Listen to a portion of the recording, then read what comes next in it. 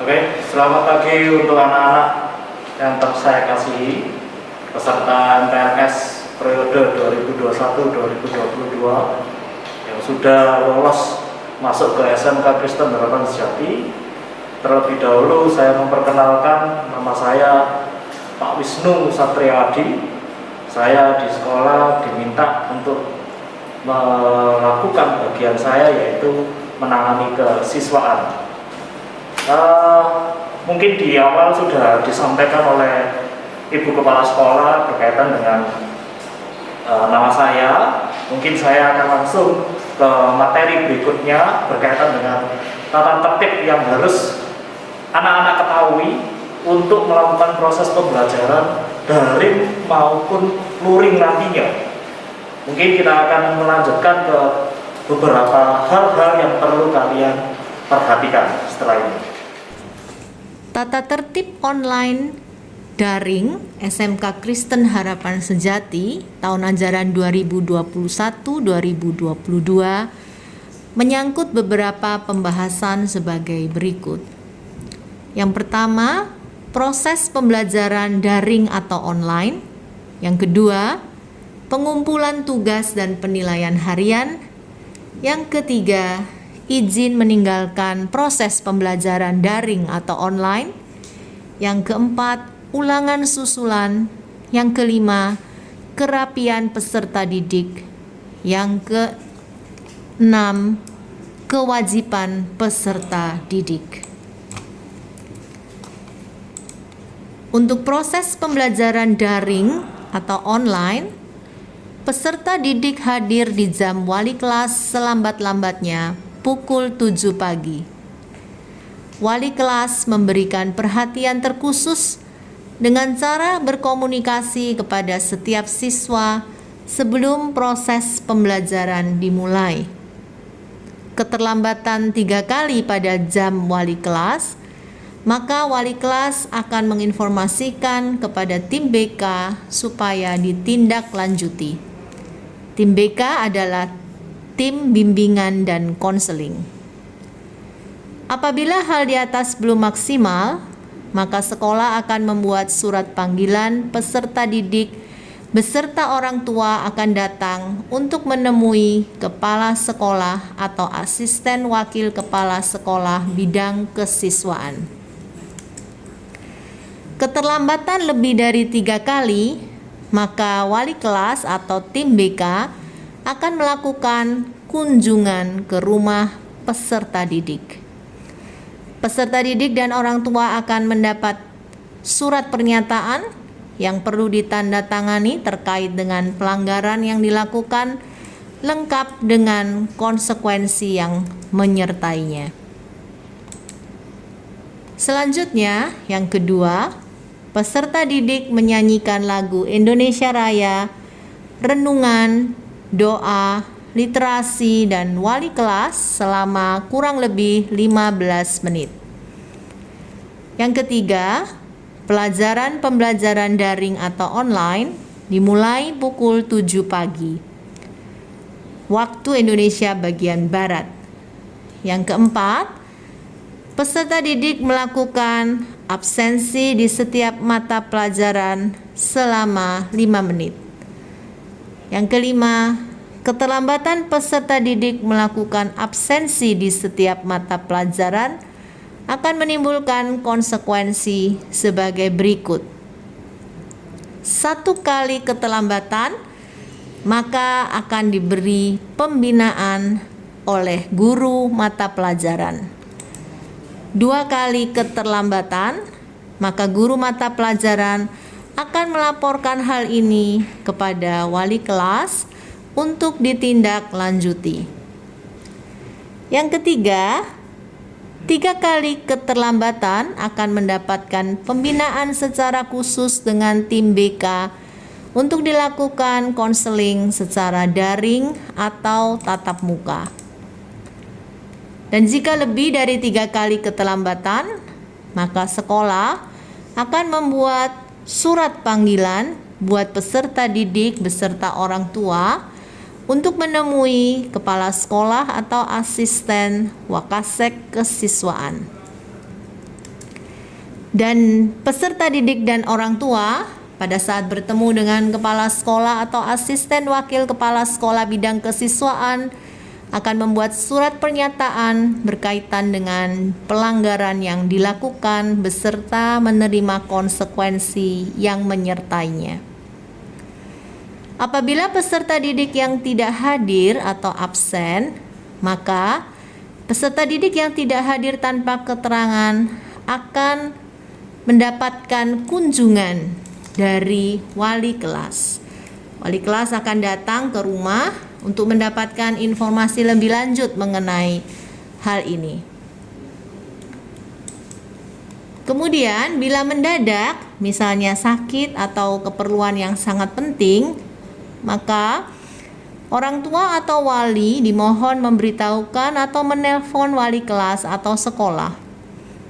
Saat masuk, siswa bisa menyerahkan surat dokter atau surat orang tua. Bila sakit lebih dari 2 hari, maka harus menyerahkan surat dokter. Apabila sudah ada buku pribadi yang dibagikan, maka buku pribadi juga perlu diisi dan ditandatangani oleh orang tua atau wali. Bila sudah direncanakan sebelumnya, maka paling lambat sehari sebelumnya harus memberitahukan kepada kepala sekolah atau asisten wakil kepala sekolah bidang kesiswaan dengan menyerahkan surat izin. 6 hari berturut-turut tanpa keterangan, maka siswa dianggap mengundurkan diri. Jika tanpa alasan, walaupun sudah diperingatkan tetapi masih sering absen tanpa keterangan, maka siswa juga dapat dikeluarkan dari sekolah. Seorang peserta didik yang karena suatu hal terpaksa tidak mengikuti peraturan yang ada, misalnya memakai sandal karena kaki sakit, maka wajib ada surat keterangan atau surat izin dari orang tua atau wali murid supaya mendapatkan izin dari kepala sekolah. Peserta didik yang meninggalkan proses pembelajaran daring atau online saat jam pelajaran harus seizin guru pengajar.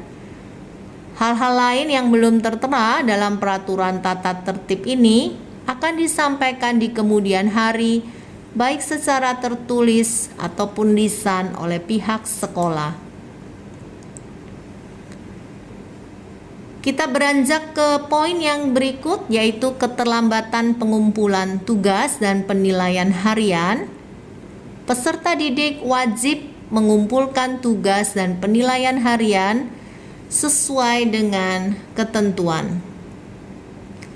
Keterlambatan peserta didik dalam pengumpulan tugas dan penilaian harian yang sudah ditentukan akan berbuah sebuah konsekuensi.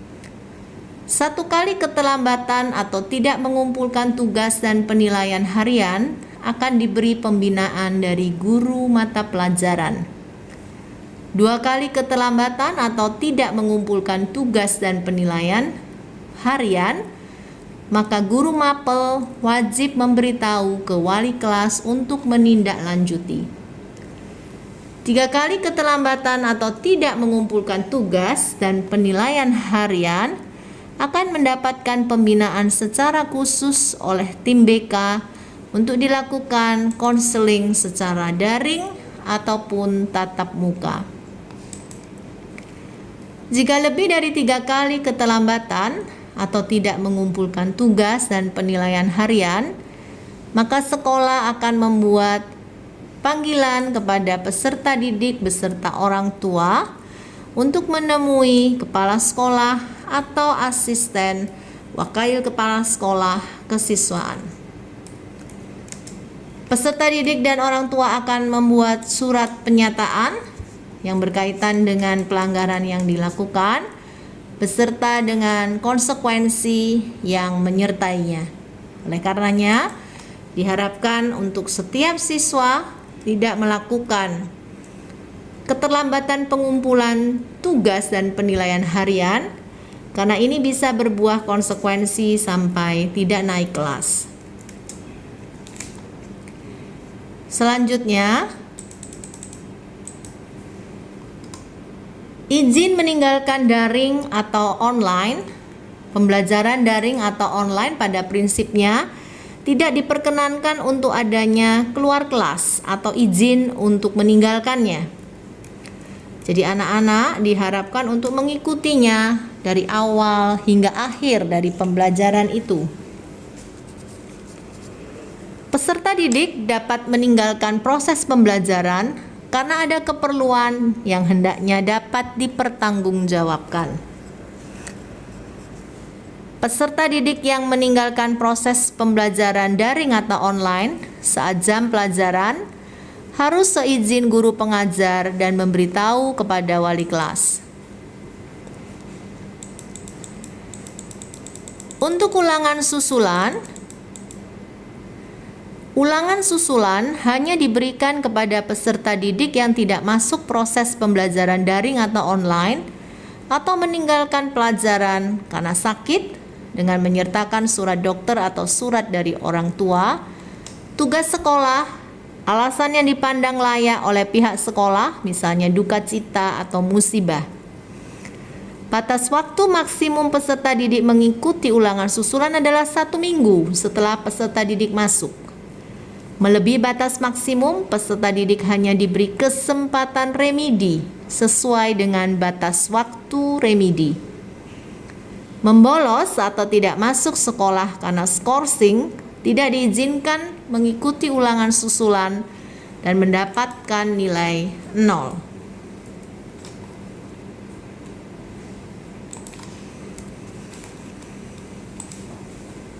Sekarang kita beralih ke hal kerapian peserta didik. Secara umum, peserta didik dilarang melakukan hal tersebut walaupun pembelajaran dilakukan secara daring atau online. Berkuku panjang, mengecat rambut dan kuku, bertato adalah hal yang secara umum dilarang. Secara khusus, peserta didik dilarang untuk tidak boleh memelihara jenggot dan cambang. Dan kalaupun berkumis harus dalam kondisi tercukur rapi dan tidak menutupi bibirnya untuk para pelajar laki-laki. Untuk mode rambut harus disesuaikan dengan kepribadian pelajar yang harus rapi. Tidak memakai kalung, anting, dan gelang bagi siswa laki-laki. Dan kalaupun untuk wanita tidak berlebihan, dan siswa perempuan tidak diperkenankan memakai make up juga secara berlebihan. Hanya diperkenankan memakai bedak. Tidak diperkenankan lip gloss, tidak diperkenankan alis mata, eyeshadow, blush on. Tidak diperkenankan. Selanjutnya, kewajiban buat peserta didik adalah bersikap hormat, sopan, menghargai kepada seluruh warga sekolah, guru, karyawan, peserta didik, dan masuk proses daring tepat waktu, tidak terlambat, dan diharapkan sudah hadir 15 menit sebelum jam wali kelas dimulai, yaitu jam 7 waktu Indonesia bagian Barat. Peserta didik yang tidak masuk wajib memberitahu pihak sekolah melalui buku pribadi, surat, atau telepon. Pemberitahuan melalui telepon di kemudian hari wajib disertai surat atau buku pribadi kepada wali kelas.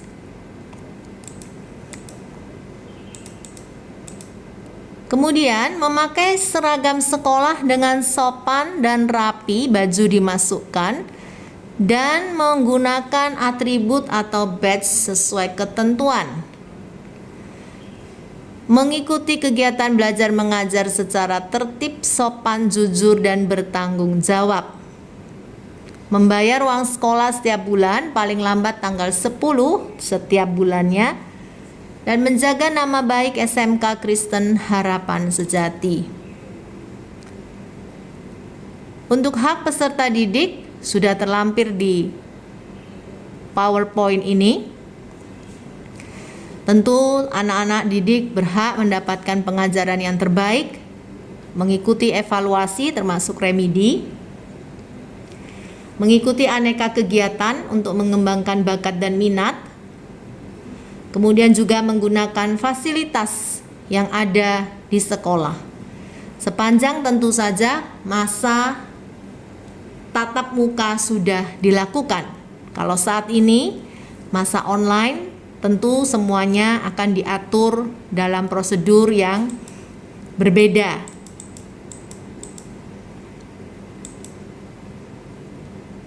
Jenis pelanggaran ada beberapa kategori yang nanti kalian bisa baca sendiri ya di dalam lembaran yang akan kalian terima, di mana diharapkan oleh pihak sekolah tidak ada pelanggaran bahkan di kategori yang paling ringan sekalipun.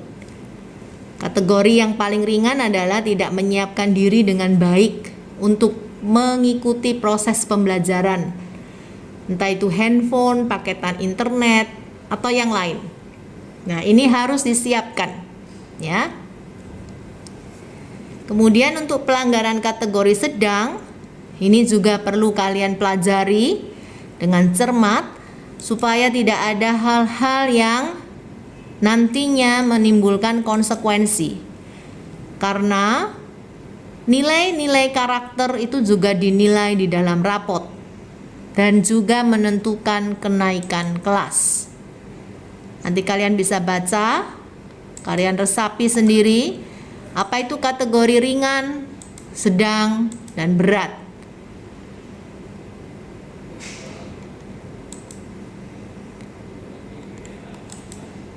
Untuk sanksinya, tentu sudah ada 7 sanksi yang sudah disebutkan di PPT yang kalian baca kali ini. Mulai teguran lisan, tertulis, pembinaan, kunjungan, ya, bertemu dengan kepala sekolah, atau skorsing, atau bahkan sampai dikeluarkan dari sekolah. Ini tidak bersifat urutan ya anak-anak. Jadi bukan bersifat urutan, artinya urut dari 1 sampai 7. Bisa saja sanksi ini langsung masuk ke nomor 7 bila ada pelanggaran hukum. Contoh misalnya mencuri, itu pasti sudah langsung dikeluarkan dari sekolah dan akan mendapatkan konsekuensi bukan hanya dari sekolah tapi juga secara hukum karena polisi akan kita datangkan. Hal-hal lain ya yang belum dicantumkan dalam tatib di atas akan diatur lebih lanjut oleh kepala sekolah. Dan bagi peserta didik yang melanggar tatib akan dikenakan sanksi sesuai dengan ketentuan sekolah. Dan tata tertib ini berlaku sejak diumumkan, yaitu pada hari ini. Kita berlanjut ke tata tertib untuk pertemuan tatap muka atau luring tahun ajaran 2021-2022 di SMK Kristen Harapan Sejati. Memang pertemuan tatap muka belum ditetapkan kapan, tetapi ini diberikan oleh sekolah supaya orang tua dan anak-anak sudah menyiapkan diri sebelumnya. Pembahasannya masih sama, ditambahkan dengan pakaian seragam, karena tentunya ketika anak-anak masuk ke sekolah harus menggunakan seragam.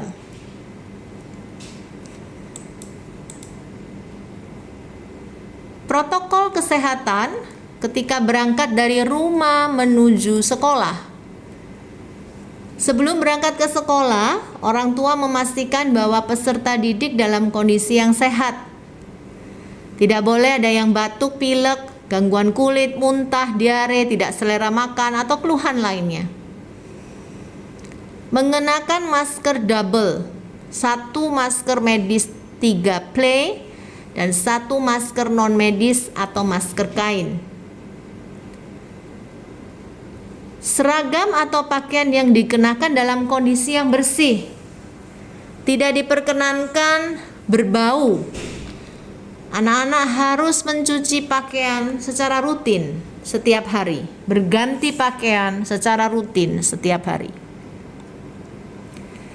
Jika menggunakan kendaraan umum roda 2 atau 4, tetap menerapkan prinsip protokol kesehatan yang ketat, mencermati verifikasi kesehatan pengemudi. Kalau misalnya naik Gojek atau Grab, pasti ada verifikasinya bahwa pengemudi dalam kondisi yang sehat, dan harus menggunakan helm pribadi, tidak boleh menggunakan helm milik orang lain.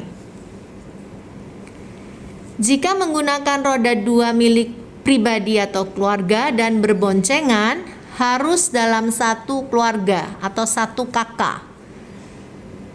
Dari rumah langsung harus menuju ke sekolah, tidak singgah ke tempat yang lain.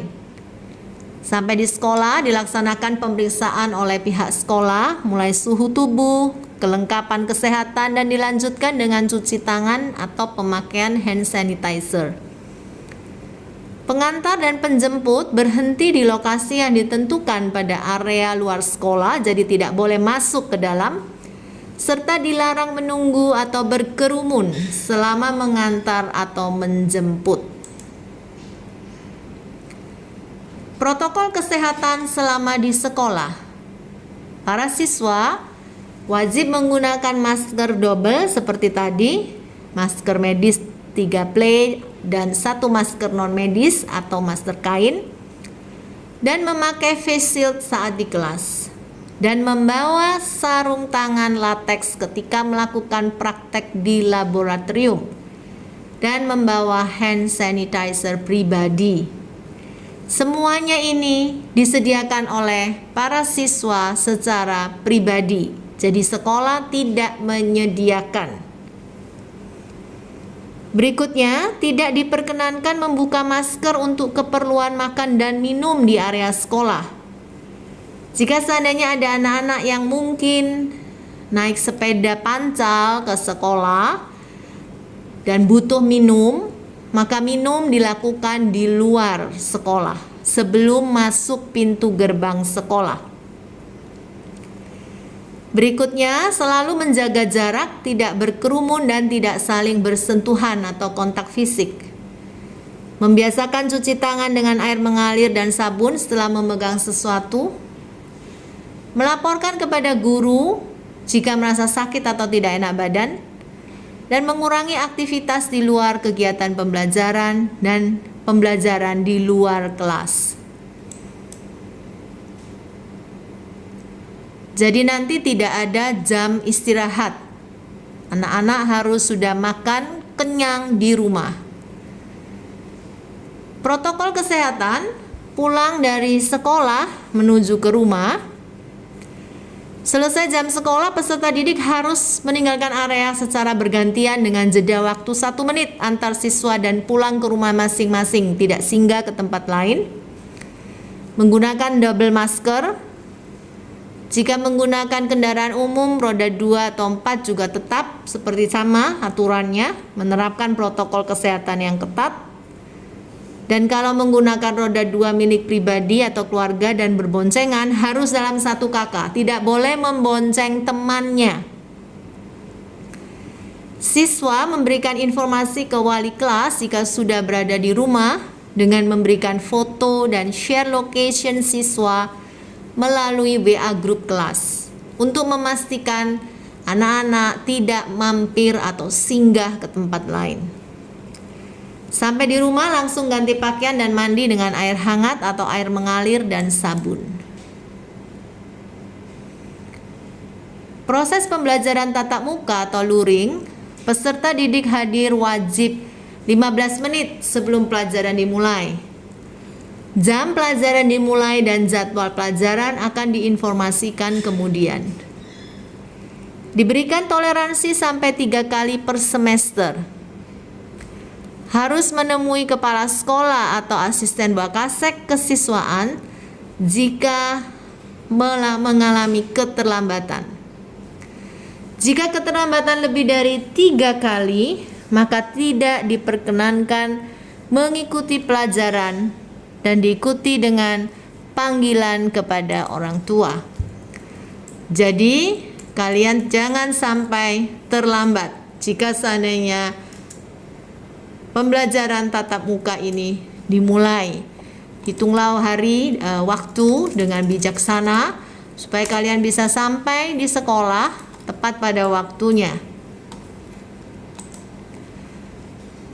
Untuk peserta didik yang tidak hadir atau absen, sama proseduralnya seperti pembelajaran online atau daring, sama persis. Hanya ketika pembelajaran tatap muka, buku pribadi wajib diisi. Kalau waktu daring masih bersifat tentatif atau bisa saja tidak diisi karena memang belum diterimakan. Tetapi kalau sudah pembelajaran tatap muka, buku pribadi sudah diberikan, maka tidak ada alasan untuk tidak membawanya atau mengisinya.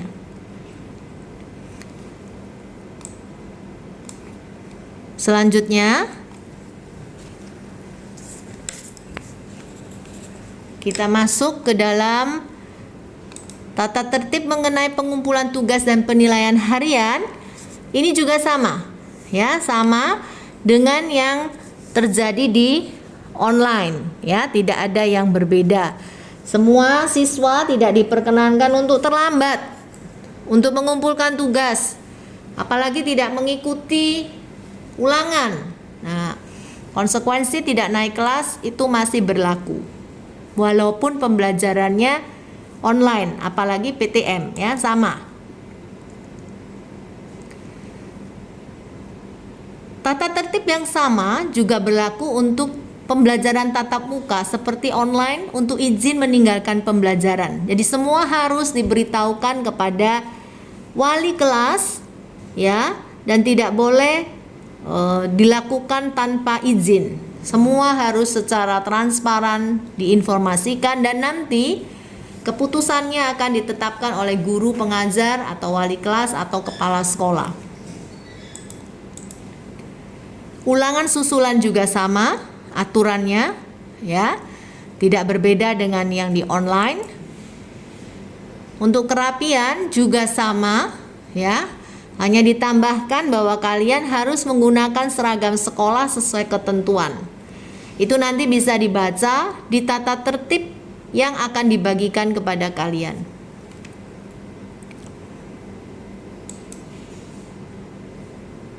Untuk secara umum maupun secara khusus itu sama, ya.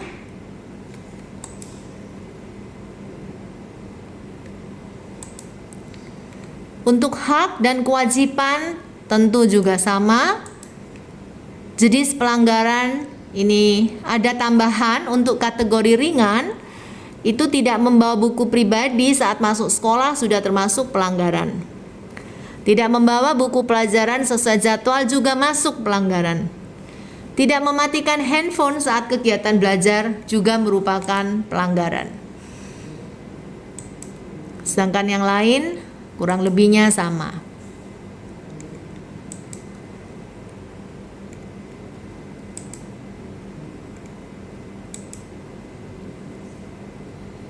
Ya, anak-anak, tentunya kalian bisa memperhatikan bahwa tidak ada yang sulit untuk belajar di SMK Kristen Harapan Sejati apabila kalian sudah melakukan semuanya dengan sesuai aturan yang berlaku. Kalian harus mengingat pesan dari ibu kepala sekolah bahwa kalian harus menjadi garam, generasi yang berakar di dalam Kristus, antusias bertumbuh secara intelektual, rajin mengembangkan potensi diri, aktif menjadi teladan di lingkungan sekitar, dan memiliki karakter unggul, yaitu 7 awesome character yang sudah Ibu sebutkan sebelumnya. Terima kasih anak-anak, dan Ibu berharap kalian semua nanti bisa sukses menjalani tahun-tahun bersama SMK Kristen Harapan Sejati. Tuhan Yesus memberkati. Shalom semuanya, untuk para peserta didik baru, saya ucapkan selamat datang di SMK Kristen Harapan Sejati. Selamat untuk kalian semua. Perkenalkan terlebih dahulu, nama saya Meti Suprihanini, biasa dipanggil Bu Meti. Di sini saya akan memegang BK atau bimbingan konseling untuk kelas 10 dan kelas 12. Dan saat ini saya akan menyampaikan materi untuk untuk kalian semua mengenai tata krama. Baik anak-anak, pada kesempatan hari ini Bu Meti akan sedikit menjelaskan mengenai materi tata krama dalam bersosialisasi. Apa aja yang perlu kalian lakukan saat kalian melakukan sosialisasi. Jadi ada beberapa tata krama yang harus kalian ikuti ya. Apa sih sebenarnya yang harus kita ketahui mengenai tata krama? Tata krama itu ialah etika yang menjadi bagian dalam hidup kita, yaitu kebiasaan sopan santun yang disepakati dalam lingkungan pergaulan di mana manusia setempat dan berlaku dalam kurun waktu tertentu. Jadi kalian tinggal di mana, kalian harus mengikuti tata krama tempat tersebut. Jadi secara tata krama terdiri dari dua kata ya. Secara teorinya, tata itu berarti adat, aturan. Sedangkan krama itu sopan santun, kelakuan maupun perbuatan. Jadi kesimpulannya tata krama itu apa? Tata krama itu ya etika untuk menjadi bagian dalam hidup kita. Secara garis besar ada beberapa nih jenis tata krama yang erat banget dengan kehidupan manusia, dengan kalian ya. Yang pertama itu tata krama mengenai berbicara, tata krama pergaulan, tata krama berpenampilan. Ini yang wajib kalian harus tahu, ada 3 aspek ini ya: berbicara, pergaulan, dan penampilan. Yang pertama yang akan kita bahas ya, yaitu tata krama mengenai berbicara. Kita harus tahu nih dalam berbicara siapa yang diajak berbicara, terus kita menggunakan kalimat apa yang perlu dipergunakan sebagaimana, lalu di mana kita melakukan pembicaraan. Lalu yang terakhir adalah tata berbicara kita, intonasi kita ya, jangan menggunakan nada tinggi dan sebagainya. Itu tata cara berbicara. Lalu apa aja yang tidak perlu dilakukan atau dihindari dalam tata krama berbicara? Yang pertama itu dilarang memotong pembicaraan orang lain. Jadi kalau kalian dalam suatu lingkungan, kalian sedang melihat beberapa manusia sedang berkomunikasi, tolong kalian tidak melakukan pemotongan pembicaraan. Yang kedua, memberondong pembicaraan orang. Jadi kalian tidak boleh mendominasi, berikan kesempatan pada orang lain untuk berbicara. Yang selanjutnya, yang ketiga adalah berbicara tanpa memandang orang yang diajak berbicara. Jangan melirik kiri, ke kanan, ke atas, ke bawah. Fokus, eye contact ya bahasanya. Kita kalau berbicara kita harus eye contact. Yang selanjutnya adalah kita dilarang berbicara kepanjangan tanpa arah. Bahasanya itu nggak jelas. Gitu. Jadi kalian mau ngomong apa itu kemana-mana. Itu tidak langsung to the point. Yang terakhir adalah acuh tak acuh terhadap pembicaraan teman bicara. Jadi saat kita diajak berkomunikasi, berbicara, tolong kalian langsung berhadapan, fokus untuk melihat orang tersebut. Jangan kalian sibuk dengan aktivitas yang lainnya saat diajak berbicara sama orang lain. Yang kedua adalah yang akan kita bahas mengenai tata krama pergaulan. Gitu ya. Apa sih gitu? Orang yang dapat menyesuaikan diri dalam pergaulan adalah orang yang dapat menyesuaikan diri dengan tata krama yang berlaku. Jadi di dalam pergaulan pun kita juga harus mengikuti yang namanya tata krama yang berlaku di dalam suatu tempat tersebut. Begitu, dalam etika pergaulan antar manusia perlu diperhatikan hal-hal sebagai berikut ya. Siapa yang dihadapi, siapa teman bicara kita, lalu di mana pergaulan itu berlangsung, entah itu di sekolah, di tempat kalian nongkrong ya, anak-anak zaman muda sekarang, di rumah, di keluarga, di mana kalian bergaul. Yang terakhir, bagaimana cara kita bersikap. Lawan main kita siapa? Lawan bicara kita siapa? Orang tua, jadi kita harus bagaimana cara kita bersikap dengan teman sebaya, bagaimana dengan guru dan sebagainya. Jadi kita harus tahu bagaimana sih cara yang bersikap yang baik dalam pergaulan. Jangan sampai kita mendominasi atau kita dikatakan kurang ajar di dalam suatu pergaulan itu. Yang terakhir adalah yang akan kita bahas mengenai tata krama, yaitu tata krama penampilan. Kenapa tata krama penampilan juga perlu dibahas gitu kan? Karena kita hidup bersosialisasi. Jadi kita pun juga harus memperhatikan penampilan diri kita ya. Itu. Kesan pertama bila berjumpa dengan seseorang ialah melihat penampilan, tidak bisa dihindari. Jadi kita kalau bertemu orang itu pasti yang kita lihat adalah yang pertama kali adalah penampilan mereka, bersih, rapi, wangi, cantik, ganteng, keren dan sebagainya. Penampilan memberikan kesan langsung dalam penglihatan orang lain. Penilaian langsung itu dari sisi penampilan kita ya. Karena itu penampilan sebisa mungkin diselaraskan dengan tata krama yang berlaku. Dalam etika penampilan ada beberapa nih yang harus perlu kita perhatikan. Yang pertama adalah kesadaran, rapi, pantas, dan bersahaja. Dan yang kedua adalah cara berpakaian yang disesuaikan dengan waktu dan tempat. Jangan sampai nih di sekolah kalian pakai baju ngepres ya kan, celananya nggak baik, kotor dan sebagainya. Jadi kita harus mawas diri, rapi, bersahaja, pantas ya, enak dilihat lah ibaratnya. Apalagi kalian itu SMK, besok langsung bekerja, harus memiliki skill good looking begitu. Jadi enak dilihat. Ini penerapan apa saja di berbagai lingkungan kehidupan. Itu untuk kalian ya. Yang pertama itu kalian pasti di sekolah. Kita dari pukul 7 hingga pukul 3 itu kita hidupnya di sekolah nih, gitu kan. Selanjutnya kita akan kembali ke rumah dan kita bersosialisasi dengan masyarakat. Jadi ada 3 lingkungan yang harus kita hadapi ya, sekolah, rumah maupun masyarakat. Apa sih pentingnya tata krama untuk kita sehari-hari, gitu kan? Yang pertama, tata krama berguna untuk hubungan antar manusia, dilandasi oleh rasa saling menghormati, menghargai, dan tenggang rasa. Yang kedua adalah berguna untuk kita sebagai makhluk manusia sosial dalam mempertahankan kelangsungan hidup harus berhubungan dengan manusia yang lainnya. Jadi kita itu makhluk sosial ya, jadi harus tetap bisa bekerja sama, berinteraksi, berkomunikasi dengan manusia yang lainnya atau teman-teman yang lainnya.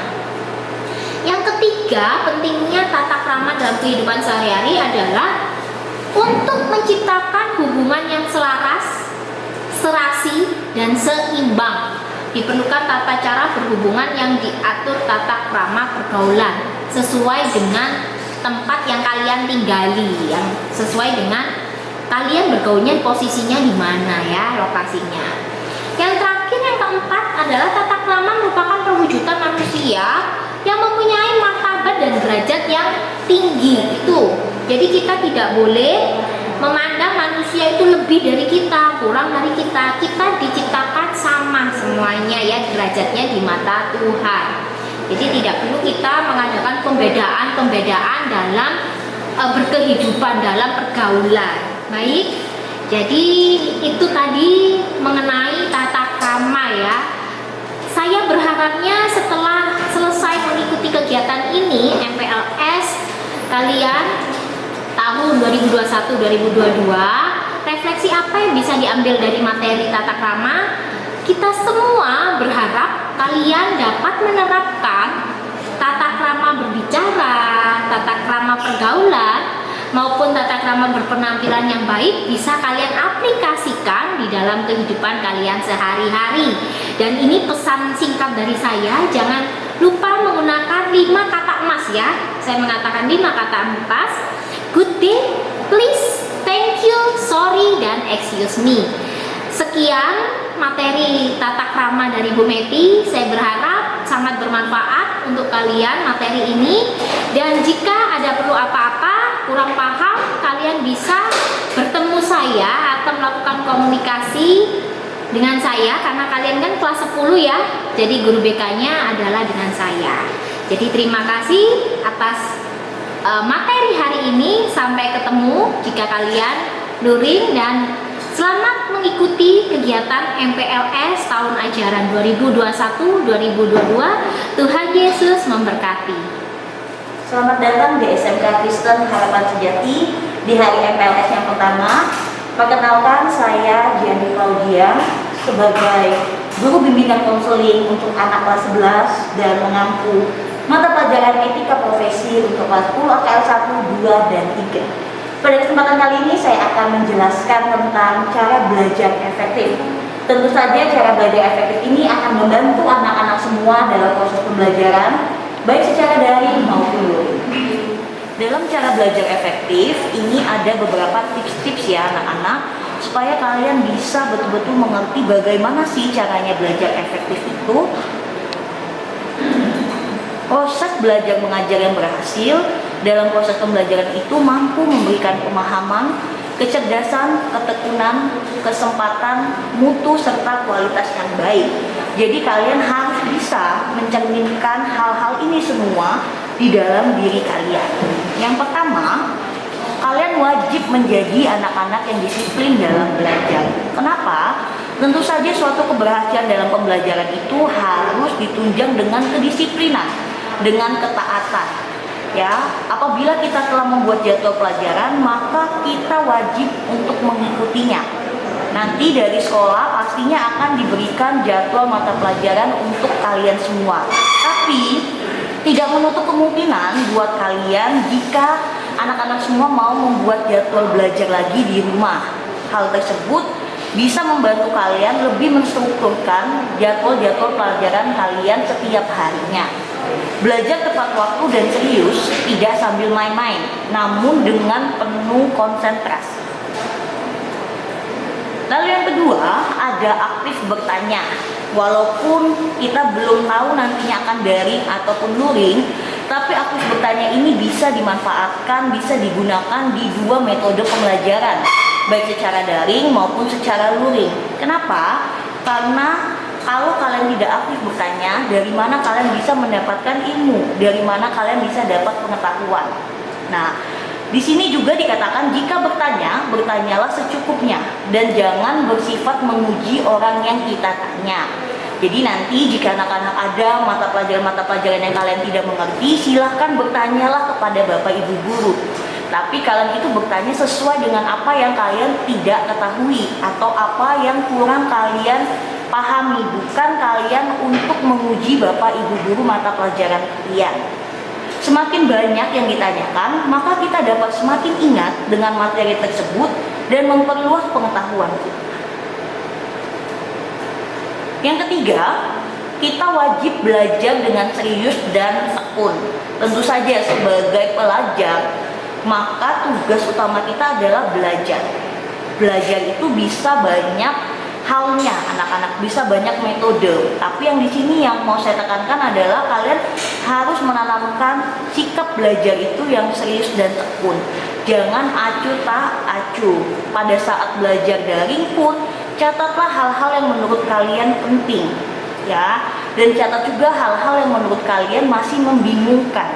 Jadi belajar serius dan tekun ini bisa masuk dari poin-poin yang sebelumnya. Ya, jadi di sini dikatakan catat yang penting karena bisa saja hal tersebut tidak ada di buku. Jadi jangan menyepelekan Bapak Ibu guru saat mengajar lewat media yang mereka gunakan. Yang selanjutnya adalah jujur dalam mengerjakan ulangan dan ujian. Ya, ini mungkin terlihat rada susah kalau kalian mengikuti pembelajarannya secara daring, ya. Tetapi tingkat kejujuran ini tetap harus ada, ditanamkan di dalam diri kalian. Jangan menyepelekan Bapak Ibu guru pada saat kalian ulangannya di rumah. Jangan dikira Bapak Ibu guru itu tidak mengerti kalian itu menyontek atau tidak menyontek. Jadi tolong, walaupun nanti pembelajarannya tetap secara daring, tapi kalian harus mengerjakannya secara jujur, ya. Karena mengenal kasus-kasus sebelumnya banyak yang menyontek dan itu juga bisa diketahui oleh Bapak Ibu guru. Tentunya kalau ketahuan kalian akan mendapatkan sanksi. Jadi hindarilah menyontek ketika sedang mengerjakan soal ulangan ataupun ujian. Ya, selanjutnya adalah mendengarkan penjelasan guru dengan baik. Nanti dalam pembelajaran itu Bapak Ibu guru pastinya memiliki metode cara mengajar yang beda-beda. Bisa menggunakan WhatsApp group, voice note, Zoom, ataupun nanti Google Meet. Nah, jadi di setiap metode yang dipakai oleh Bapak Ibu guru, pastikan kalian menyimak dengan baik. Bukan hanya sekedar absen lalu lari ya, lalu meninggalkan pembelajaran tersebut. Tapi ikutilah dengan baik setiap materi yang diberikan oleh Bapak Ibu guru. Yang selanjutnya adalah banyaklah berlatih pelajaran yang kalian kuasai atau yang kalian kurang kuasai. Ya, anak-anak, mungkin di awal ini kalian masih masa-masa pengenalan, jadi belum terlalu mengerti atau belum terlalu mengetahui mana sih mata pelajaran yang saya sukai ataupun yang kurang saya kuasai. Tapi apabila kalian sudah menemui apa saja sih sebenarnya mata pelajaran yang kurang kalian kuasai, segeralah kalian memperdalam itu. Jangan malu untuk bertanya oleh Bapak Ibu guru, ataupun kalian bisa bertanya dengan teman kalian yang kalian rasa mereka sudah bisa atau mereka lebih memahami dibanding kalian. Ya, jadi ini perlu dilatih. Karena saya tahu tidak semua orang itu berani untuk bertanya. Tapi kalian harus mulai tanamkan dalam diri kalian dari sekarang ya. Harus berlatih terus untuk pelajaran yang kurang kalian kuasai. Sehingga nantinya kalau sudah banyak tugas dan sudah banyak penilaian harian atau ulangan, kalian tidak terlalu kebingungan, kalian tidak terlalu keteteran, kalian tetap bisa mengikuti walaupun mungkin lebih lambat. Seperti itu ya anak-anak ya. Yang selanjutnya adalah kerjakan tugas. Nah, kerjakan tugas ini kalian pasti dapat tugas setiap harinya ya. Dan kerjakan tugas itu jangan ditumpuk. Jika didapatkan tugas di hari itu, langsunglah mengerjakan tugas tersebut. Karena pastinya semakin hari bukan semakin sedikit tugasnya, tapi semakin banyak tugasnya. Maka dari itu kita menghindari penumpukan tugas-tugas kalian dan jangan sampai berdampak pada akhirnya tidak mengerjakan tugas dan tidak mendapatkan nilai. Itu sangat merugikan buat kalian. Ya. Kerjakan setiap tugas yang diberikan dengan baik. Jangan selalu mencari alasan untuk tidak mengerjakan. Jadi kerjakanlah sebaik mungkin, sebisa kalian, semampu kalian, karena Bapak Ibu guru itu akan menghargai setiap apa yang sudah kalian kerjakan. Selanjutnya adalah kalian juga wajib memiliki niat yang sungguh-sungguh. Ya, jadi di dalam suatu pendidikan, pembelajaran itu perlu namanya daya juang, perlu namanya motivasi, niat, tanggung jawab.